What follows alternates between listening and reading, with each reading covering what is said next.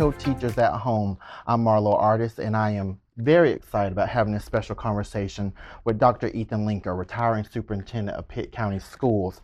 Dr. Lenker is the longest serving superintendent in North Carolina.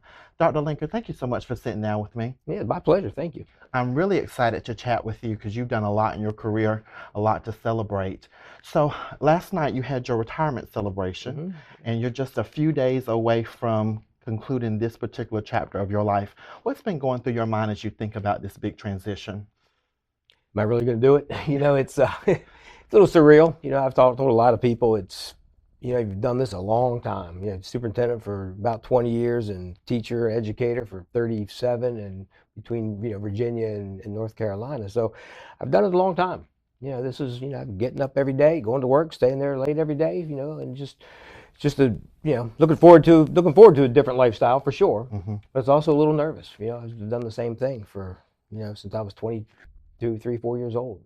And got into a routine and be able to kind of have the people that you see and that work that's so important. It is a big transition. And plus you made your announcement, a while ago. You announced at the top of the year, so you really had a chance to kind of get some things in place. I think that was a very strategic opportunity to really kind of prepare for the next chapters, because sometimes people, maybe their decisions are a little bit more abrupt, or maybe it's something that they don't have that long runway. Why was that important for you to announce so early? Really, it was for the betterment of Pitt County schools. I mean, it wasn't necessarily about me. It was, I wanted Pitt County to be able to transition properly. We've got Dr. Steve Lassiter coming in after me, and he's going to do a fabulous job. So that was the key part. Pitt County schools have been great to me. Greenville and Pitt County, that whole area, taking great care of me and my wife, my kids, the whole community. So I want to make sure I did everything I could to keep them moving forward. Very wise choice, Dr. Lenker, and shows just how you're a leader every step of the way. So, Dr. Lenker, you've been a superintendent since 2005.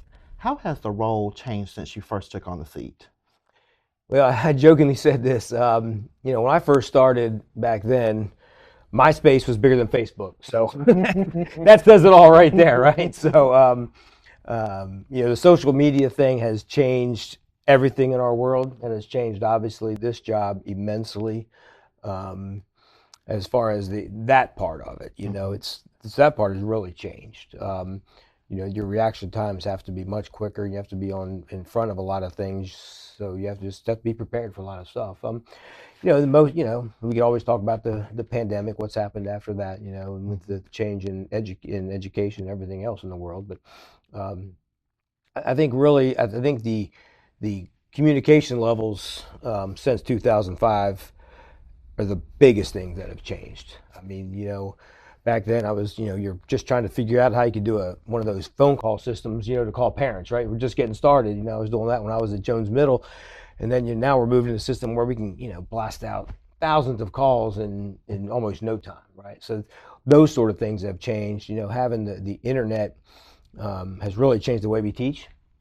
We're not using textbooks as much. We're using stuff online. We're a one-to-one district with Chromebooks everywhere. So a lot of, primary type sources, kids can see those things right then and there. So teachers have to change the way we do lesson plans and things, now with real focus on blended learning. And now the whole AI thing coming in is going to change it again, right? So it's a lot of things have changed. When you would expect that, right? I mean, since 20 years ago, I think we were doing dial-up way back then, right? And the internet, 56K was pretty fast, right? So, everything's changed, and I think schools are, have changed with them, obviously, and have done a good job with that. But really the biggest thing is just how we communicate with parents, I think, in our communities has been one of the biggest changes. I remember communicating with my board way back then. We were using fax machines and things like that, right? I don't even think I have a fax machine in Pitt County anymore, so... that's been the biggest change, I think. That is really important. We have to take those communication channels and really be able to use it to share our message and what's happening. superintendent as an influencer, if you will, in terms of sharing that information. So let's go back to 2005. So you became the superintendent of Jones County, and that was a little bit different from your other superintendencies because you came up through the ranks. You were a principal at Jones Middle for 5 years, and then director of personnel, accountability, and testing and technology. So how was that different, actually not coming in as superintendent, but kind of really working your way up in the district? A lot of it is the relationships you already have. And, I talked with Dr. Lassiter, coming in his position where he is, he's been there forever. He's Steve, right? In Jones County, I was Ethan. When I went into Sampson, I was Dr. Lenker. And that was it. That's just the biggest difference, just that little bit. The learning curves are huge. Going into Sampson, you had to figure out where, what the culture is and how to expand on that culture and grow in that culture.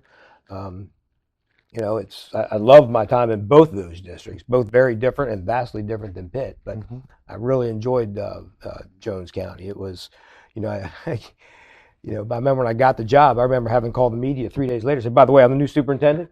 So then when I left, I had to call them 3 days later, said, by the way, I'm leaving, so it's, that doesn't happen as much anymore for sure. That goes back to the communication piece. So that was, it was a good time. I mean, the kids in Jones County and the teachers, I mean, I really relished that time. It was really good. I mean, the kids were just awesome. And since I worked with a whole, I was middle school principal, so I knew most of them when they were in high school. And, you had that relationship, as we were talking earlier. The kids are the best part of this job, right? When you move into central office or superintendent, you lose that piece. So in Jones, I was able to keep that piece.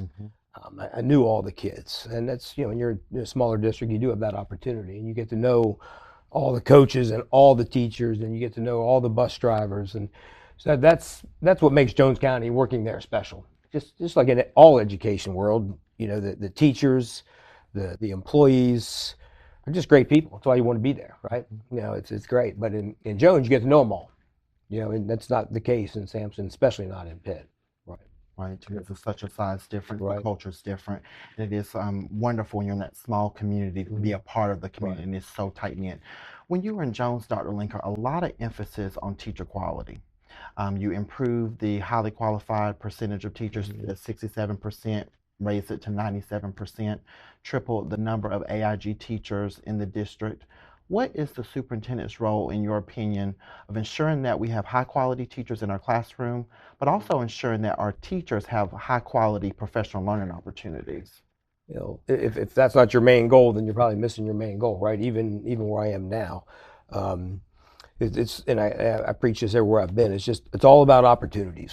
That's what your superintendent should be doing, creating opportunities for everybody involved, whether that's your teachers or your students. And in Pitt County, we were, I can remember back then, we were funded at like less than one teacher for the district. So we had to get creative. How can we get one AIG teacher in Pitt County with 6 schools? It's not very feasible that when you have AIG kids everywhere. So as an example, we were able to work with our media coordinators, get them all certified. So we were able to create AIG teachers with quality people we had in the building. And then we actually had AIG certified people and teachers in every building, and we were able to teach those classes. So that was just as an example. And working through at that time, getting all of our teachers highly qualified and licensed. A little bit easier getting teachers back then than it is now. But we had the opportunity to with East Carolina and others to really give teachers that extra little boost to get them highly qualified. So it's just a matter of putting all the resources in the right place. I don't know if it was difficult or not, but it's really just a matter of lining up all the right things in the right places. And then it just came together. And had great results with that. Then in 2008, you went to Sampson County, a bigger district. Was it just about taking on a different side? What was it about Sampson County that made that ideal next step for you? It's a lot of things. I was, at that point, I'd been in Jones for 10 years. I've been there for a long time. Needed to just trying to look at something else and see what opportunities there were for, and I looked at a couple of different places, and to be honest, Sampson offered me the job. That helped, right? I'm not gonna, let's be honest. I mean, but turned out that, Sampson County is an amazing place. I mean, as you know, Yes. right? Yes. I love the people in Sampson County. In fact, several of them came up and came to my little function last night, right? So, um, just the hardworking, community-oriented individuals that I've ever worked with. Just fantastic people. I think at one time, if I remember correctly, every one of my principals at one point had graduated from a school there. So they knew the community, they knew the parents, they know the kids. We did really good things in Sampson. I was real pleased with what we did in Sampson. The teamwork we put together, the way we aligned our instruction, was just great. And I had a great board, a great central office staff who did just great things. You worked with some of them as well, right? Absolutely. They were just fantastic. Fantastic people. And I'd see some of them around occasionally, or follow them on social media once in a while, and see them on Twitter. But it's I really enjoyed being there. And really, while you were in Sampson, there's such an emphasis on instruction. Talk about the superintendent's role as the ultimate instructional leader. I think you don't. Sometimes I say it's not always about being the instructional leader. It's about being the leader of instructional leaders. Because I certainly wasn't teaching any classes, and I wasn't doing a lot of PD on Math 1 or physics or where the case may be, right? But you were working with the people who were doing that. So you had to make sure all those things were lined up. And I think that was when I realized I couldn't do it all. Even in Jones, I couldn't do it all, right? So in Sampson, you certainly couldn't. You trust your people, you set your goals, and you lead your instructional leaders through these processes, and you get them on the same page. And that's kind of what I think leadership's about, right? Just for them to say, okay, this is what we need to do for kids. I mean, I remember we didn't change when I went in there. We didn't work on changing the mission or vision or anything like that, until 18 months later. And then it just kind of grew after what we were doing. We were working on continuous improvement. We were doing these things. And the whole idea of that, when we first started having that conversation, again, it was a year and a half later after I've been there, the whole idea of that just kind of blossomed right into what we were trying to do. So it was, very, I guess, a groundswell of development of how we're going to make this work. So I think that's kind of the way I try to always approach things. If I'm not going to be the one doing it hands-on, I got to be the directing or leading the other ones to make sure where they're going. So important that you have that vision. Right. The superintendent must have that vision. When we return, we're going to talk about Dr. Lenker's vision for Pitt County Schools and the excellent work that they've been able to accomplish over their last 11 years. We'll be right back.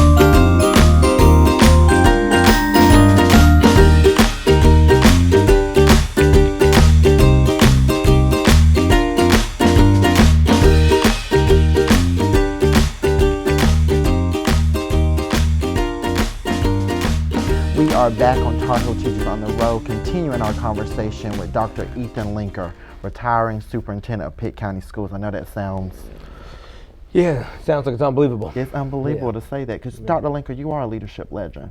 Well, thank you. You really are. When you really think, you have such a great reputation and people respect you so much. So it really is.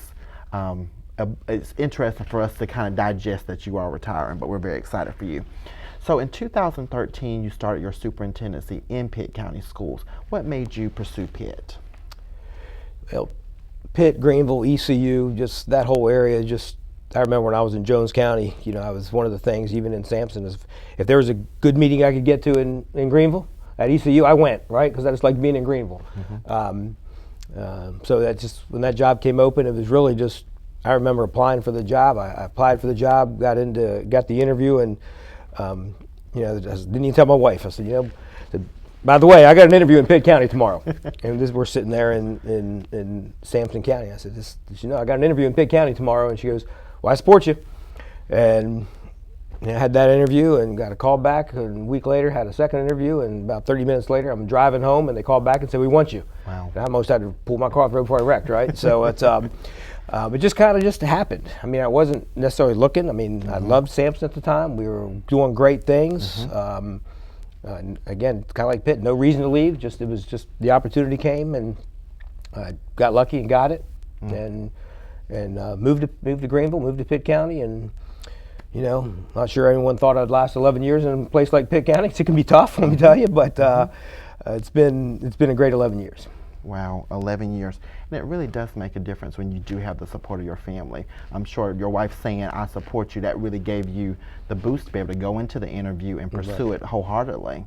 Well, just knew that she was there and the kids were at just everything lined up. One of my oldest daughter was going into 9th grade in high school. The youngest daughter was going into middle school, 6th grade. So it was just a good transition year. It was going to be a transition of some sort anyway. So, and again, just stars aligned, and I was lucky enough to get the job. And so much has happened in the 11 years that you've been superintendent of Pitt County. I want to unpack some of these things because there's a lot to talk about. So the creation of the advanced teacher roles at the Cafferty Taft Center, 2 early colleges. Talk about that for a moment in terms of the need for Pitt to have 2 early colleges. Well, when I got to Pitt, I guess maybe I missed it in my research, whatever. I was like, you got here, you don't have an early college? I mean, Sampson had one since 2000. I don't know. I think so. Very first year it was available, right? They jumped on it early, way before I got there. So I got to Pitt, and what I found in Pitt County, I say this in front of lots of people, that it was probably the most traditional school system I had seen at the time. Very straightforward. Didn't have theme schools or anything like that. Didn't have an early college. Didn't have a lot of these other opportunities. So I sat down with the community college president. Actually, I get credit for 2 early colleges, but this one. He sat down with Dennis Massey at the time, and he said, what do you want to do? I said, we need an early college.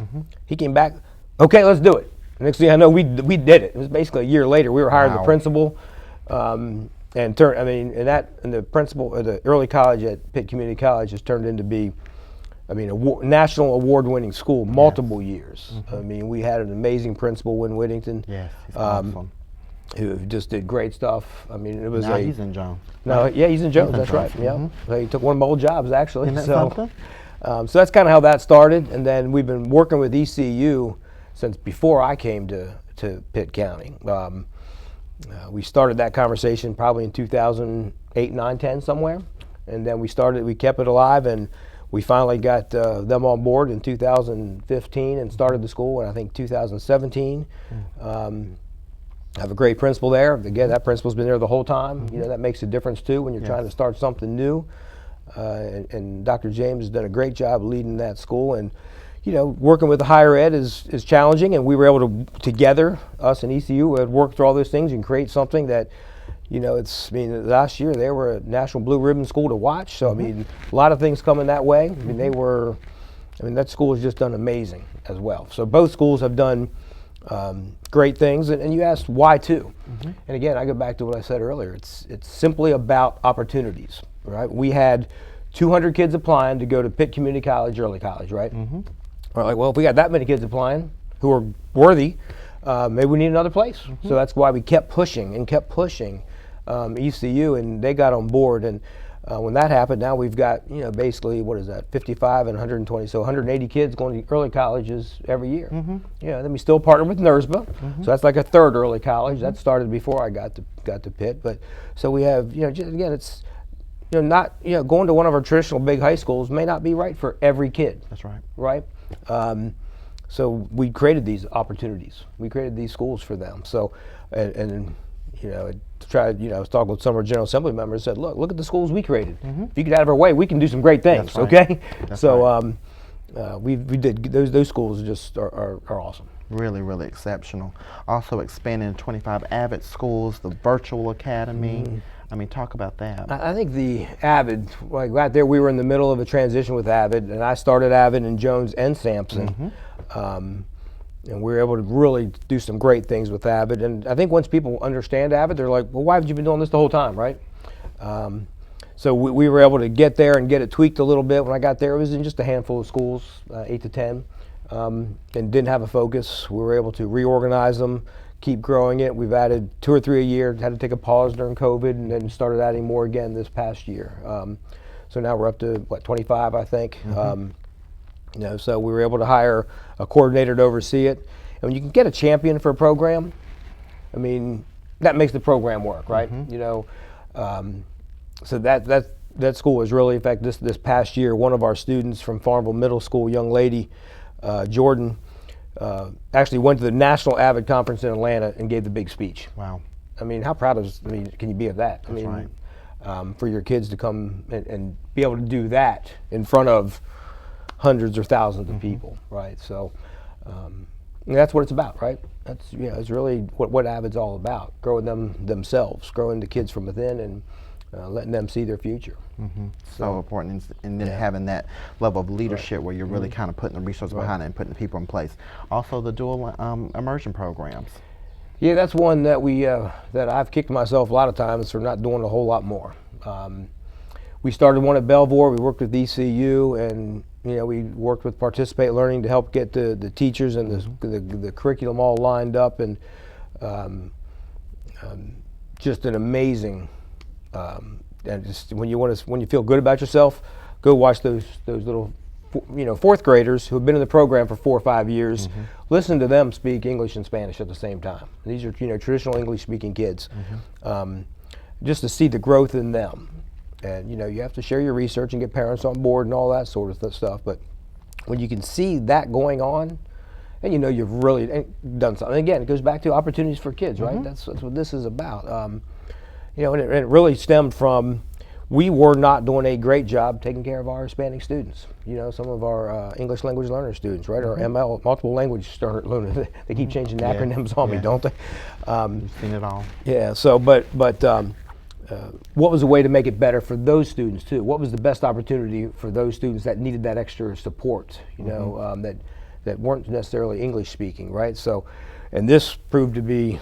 Obviously, I mean, you see what's happened with those students and the opportunities and the growth they have, it's amazing. So, one of the things we did, we brought those students I had to present to the county commissioners one year, and I brought, these kids in and had our traditional Spanish kids speak to the county commissioners in English, and our traditional English kids speak to the county commissioners in Spanish, and talk about the programs they're doing, and made sure I got a little extra funding right there, so. Take note of that, who's watching.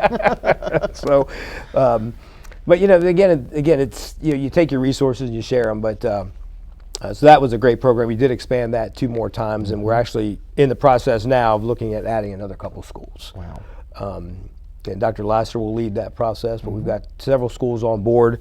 We were actually, right before the pandemic hit, we were getting ready to bring in Spanish immersion. We're in deep dialogue with Participate and others, and had picked out a school, and we need to get back to that, but that just set us back years, unfortunately. But we know we've got a couple schools that are coming on as new global schools, which will transition into dual language schools as well. So that was a really a great opportunity for us to expand in kids. We had the dual language, then we did the full immersion at Elmhurst Elementary. Which is really fascinating when you see those programs. They're slightly different programs, but just again, it just comes down to opportunities. We've got, when I got to Pitt County, all I heard was, we don't have anything STEM. Well, we do teach science, we teach technology, we teach math, we have STEM, right? But we didn't have STEM schools. Right.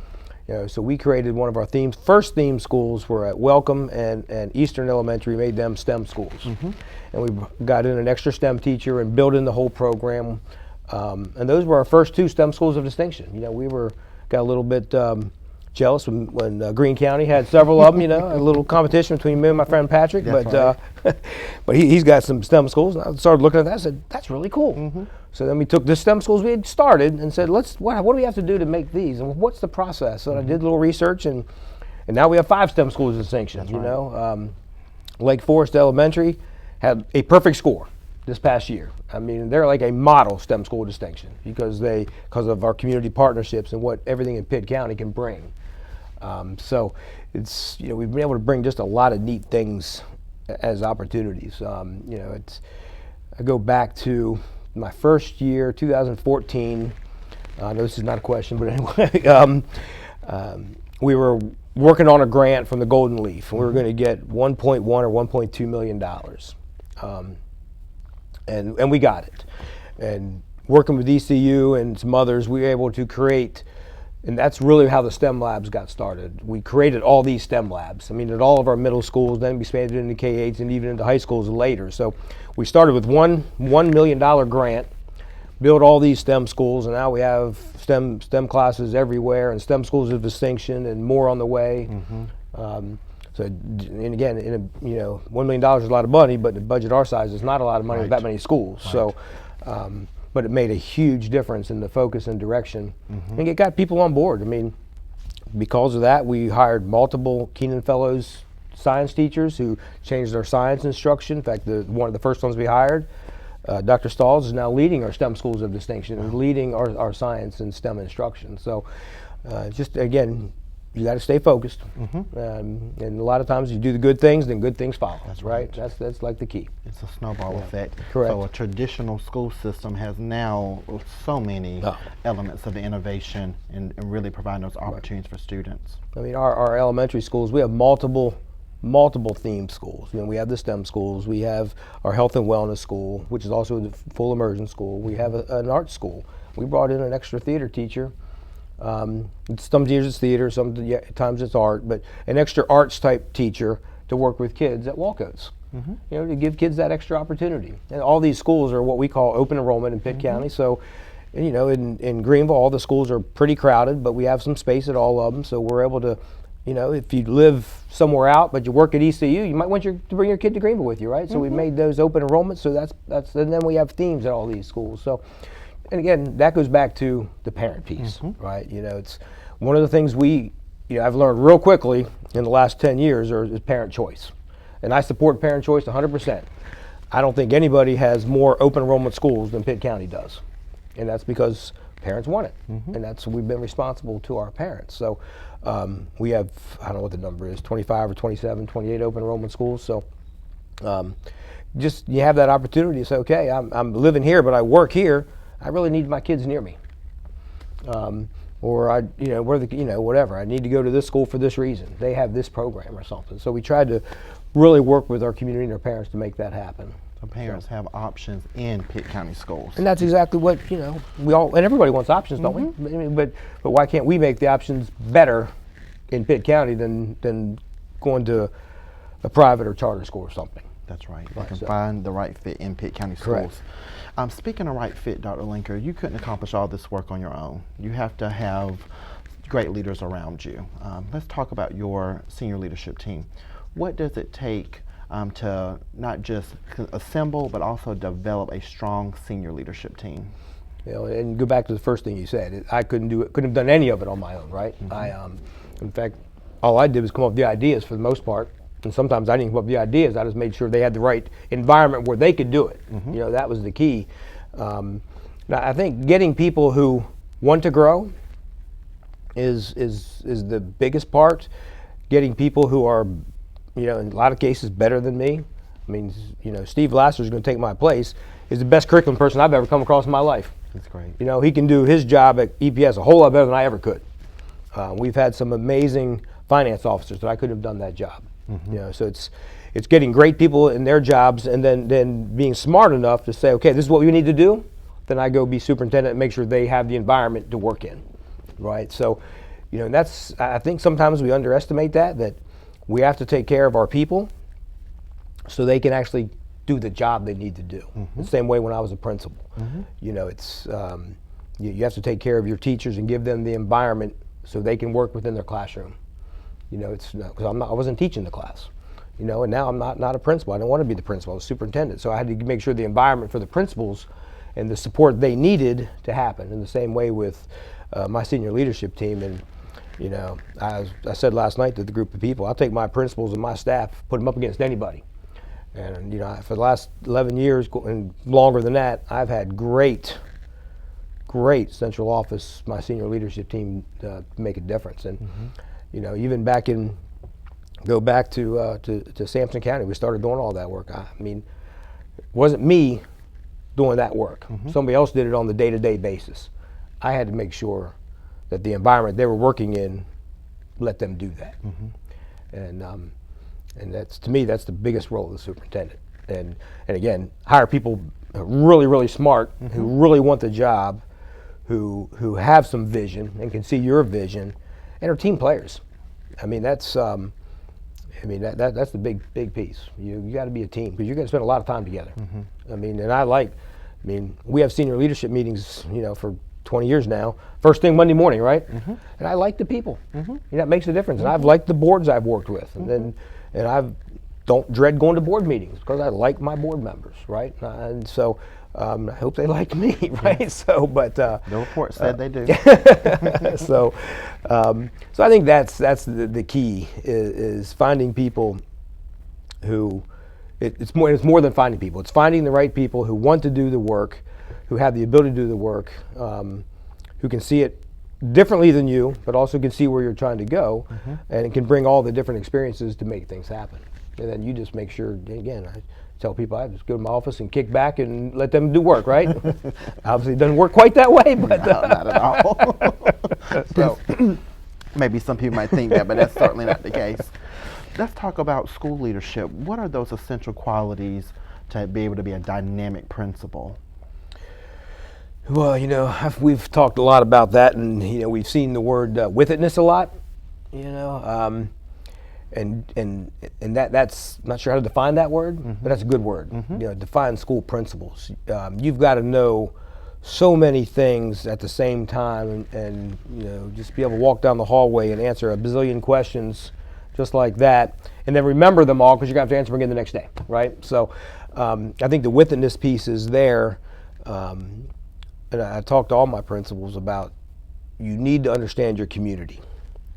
I'm not sure we always spend enough time on that piece. We talk about the instructional leadership they have to have, which is vastly important. But if you don't understand your community, the instructional leadership's not going to matter.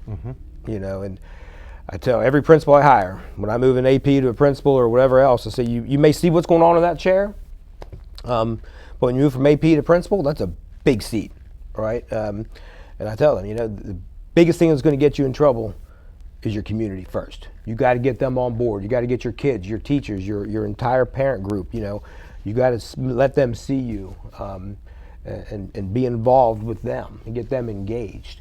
You can bring your instruction along. You've got an instructional coach. You've got great teachers in the classroom. But as the principal, you've got to make sure you're bringing those people with you. At the same time, obviously bringing the instruction.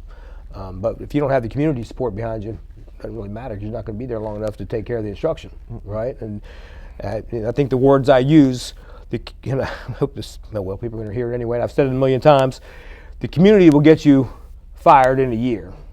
Instruction and curriculum academics will take 2 or 3. You can love your principal, but if they're not great, they may last for 2 or 3 years. But if they're really bad in the community, they're not going to last, right? And I've told all my principals that, and then they've all taken it to heart, and they've figured it out. And for the vast majority of them, they understand that they got to balance the two, but they really got to make sure they have some focus on that community piece. In my job, I got to do the community piece too, right? That's huge. And I know I got, Steve Lasser. Before that, it was Cheryl Olmstead. Before that, it was Miss Murphy down in Sampson County, Carolyn Lane in Jones County, who did great jobs, right? And I let them do their job. And again, it comes back to so they can be effective. So. And Dr. Lenker, we certainly you just gave me a master class. I was just listen all of it. We are seeing a high turnover in the superintendency. You've seen a lot of people come and go. What's your advice for aspiring superintendents? I'm going to tell you what I told Steve Lasser several years ago. Don't go in too early. I started when I was 20 years ago, which probably was too early, but you've done well. I've been lucky, but it's different. It's different. The biggest thing is you got to be visible. You got to know your community. You got to know how to communicate with the board, and all boards are different, and all board members are different. So that takes in Jones County, it was a little different than it is in Pitt. When I got to Pitt, we had 12 board members. I realized real quickly I asked for not near enough money for that job with 12 board members, right? But that quickly changed it to 9 and great people, so it was great. But I think the biggest thing you gotta just remember is it's not about you. You don't let your ego get in the way. We all have egos in this job. We all do. We wouldn't have got here, right? But don't let your ego get in the way. Remember what it's about, and you better take care of your people because they're the ones who are going to take care of you. And that's I've told Steve that a couple times. I've told other people who are going into the superintendent role, remember that. And get out and be visible. Go to schools a lot when you're first getting started. They need to see you and understand you. Even with Dr. Lasser, they know him, but he's going to be a different role. It's going to be a different position. He's going to be a different, Dr. Steve Lasser when he gets in the superintendent role. So, so when he gets out there, he's got to be in the community. That's the big piece, especially in a place like Pitt where we have a lot of stuff. It's great. I love it. There's a lot of community pieces, so you have to be visible. You have multiple towns. So you have to get out there and get involved in those towns. And, I've been to the Shad Festival lots of times. I've been to the Dogwood Festival in Farmville. And those are things you do. I've been in the Bethel Parade, right? So it's those are the things you just have to do to get out into the community. So. What does it take to have longevity in the superintendency? Boy, I've been asked that question quite a bit. I think you multiple things. One is the focus is simple. You come back to, doesn't matter if what people think is right or wrong, doesn't matter. If you can defend it through kids and instruction, I think you can show that this is not a bunch of fluffy stuff. This is what's going to be good for kids and instruction, okay, and the academics of the school district. If you bring everything back to that, if you have a nice strategic plan that brings that, our strategic plan has lots of things in it. It talks about teachers and things like that, but hiring great teachers is instruction, right? Is helping kids. So you build all those things into your strategic plan, then you always use that. And you get a lot of board support, and get a lot of board buy-in. And it's going to be controversial. I like to go back to the board and let's talk about it publicly. Because I want people to hear what the board is saying. If the board likes something and supports it, it's really easy for me to do, right? So those are the kind of things you just got to get the board involved at certain times, but bring it back to the kids. If you bring it back to the classroom level as much as you can, and not everything, everything indirectly affects the classroom level, obviously, but so you just got to somehow relate it back, and then just not make it about you, make it about them. What has the superintendency taught you about yourself? I remember when I first started teaching, going way back, I was in Abingdon, Virginia, up in Southwest Virginia, thinking, God, I'm getting paid to be a teacher? This is great. Like you had said, right, I love being in front of the kids, right, in the classroom, and this was awesome. And I moved my career, you get farther and farther away from the classroom, and that gets a little sometimes, almost a little bit bummy sometimes. But I think what it showed me is back then I didn't understand public education.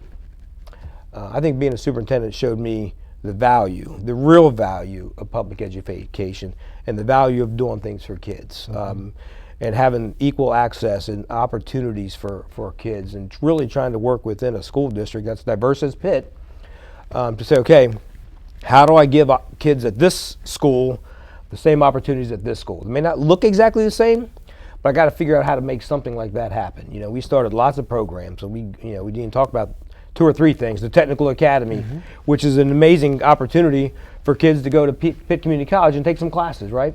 So that's just, but again, we have more kids that, again, it's not up for anybody, but more kids from like North Pitt may go, or from Farmville may go, because we don't always have the same opportunities at their school because the schools are smaller. So what can we put in place to give them opportunities? I think that's the key part. It's the word equity has been trashed across our world so bad. So, but boil it down to, if I'm at this school, should not be able to have the same things at other schools, and I think that's important. And that's something I don't think we'll ever get there exactly where I want it to be, but I know we've tried and we've gotten better. And as long as we keep trying and keep getting better, it's good for the kids. Yes, we've got to celebrate the progress that we make. Correct. What are you going to miss most about being the superintendent of Pitt County Schools? I love the people, and going into the schools, walking through. My senior leadership team, my quality of principals. It's I'm going to miss all that. That's the hardest part, to give that sort of stuff up. I'm maybe not going to miss the 15 million questions I get every day. Maybe I will, maybe I won't. We'll see. But I think I'm going to miss the day-to-day. I'm going to miss the opportunity to go to ball games. I mean, loved athletics. Loved watching. I don't know how many class state ring championships we've gotten in Pitt, but a lot, right? More than my hands will hold. So it's with that, I'll miss that. Now, of course, I'll be able to go watch them. I know, but it's not always the same. I'll miss that piece, which is why I'm going to do some work. Do some coaching with some principals, assistant principals. Right. I'm going to do some work in workforce development where I'm working with schools and teachers. So I'm looking forward to that and still staying connected to education. I'm really looking forward to the coaching piece where I can actually go in schools and work with assistant principals and help them see some of the things we've been talking about today and understand all that. So I'm not going to go too far away, but it'll just be a little bit slower pace. I'm looking forward to, maybe not having board meetings all the time, although, again, my board meetings were fine, but and maybe not the 60 or 70-hour work week or whatever it was, just a different pace. I'll look forward to that, but I don't want to get too far from schools. Well, you certainly have earned that slower pace. So last question, I want you to finish this statement. As superintendent, Dr. Ethan Lenker was?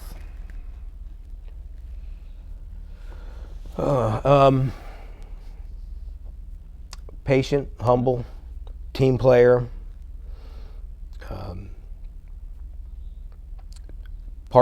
always part of the team. Tried not to put myself above others. Tried to bring everybody along and let them see where we're trying to go. Because one thing it would be horrible, I don't think this will happen, but I want them to see that what we've already got going will continue. That we didn't do anything because of me. Nothing was because of me. It was because of the team we put together to work. We have an amazing AVID program. That program is going to be amazing for 20 years. Our dual language programs are going to get bigger. Again, I didn't do any of the real work to create it. I made the environment work. So that's where I think is what I hope people remember me by, is that we created something that's sustainable, that what we put in place is going to continue. And you can do that when you've been somewhere for 11 years because you had time. That does help. Yes, it does help, yes. That is great. And certainly commend you, Dr. Lenker. Thank you. Not just on your 11 years in Pitt, but your exceptional career holistically. You have done some exceptional work for North Carolina, Virginia, and you are a leadership legend. Thank you so much. I appreciate that. That's so true. We want to thank our audience so very much for watching. We'll see you soon.